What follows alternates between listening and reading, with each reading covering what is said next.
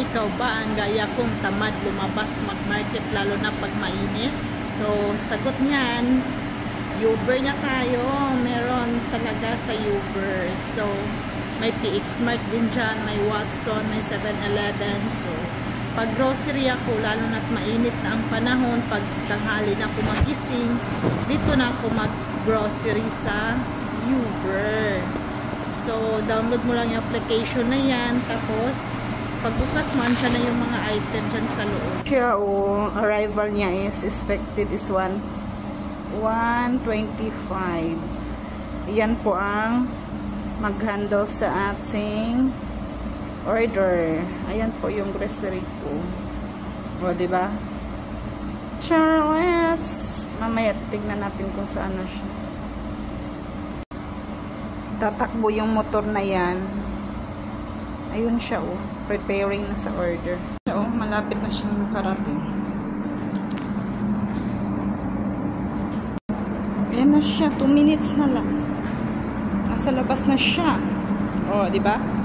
Ang bilis. So, ganun lang kadali. 15 minutes to 30 minutes nandyan na yun. Pwede din mo siyang priority. But priority, kailangan mo siya ng mag-additional ka ng 20 o 30 sa sa delivery. So, sa akin naman hindi ako nagmamadali, kaya hinihintay ko lang. Ito pala yung labas ng door namin palabas. So, papunta lang ko sa labas para mag-pick up doon sa item ko. Naghintay na siya sa labas kasi hindi siya pwede makapasok sa dorm or sa building. Oh, shit!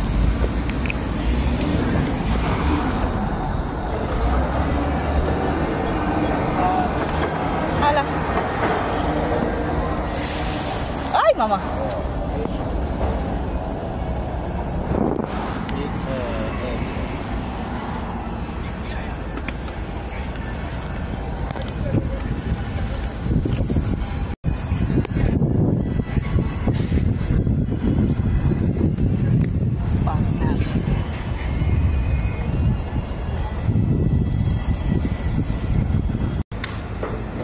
Sisilapan.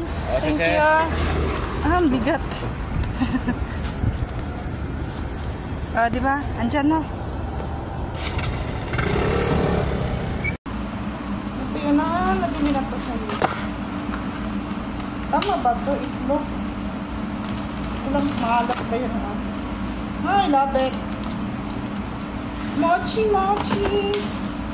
Di ba? Kompleto. Pichay.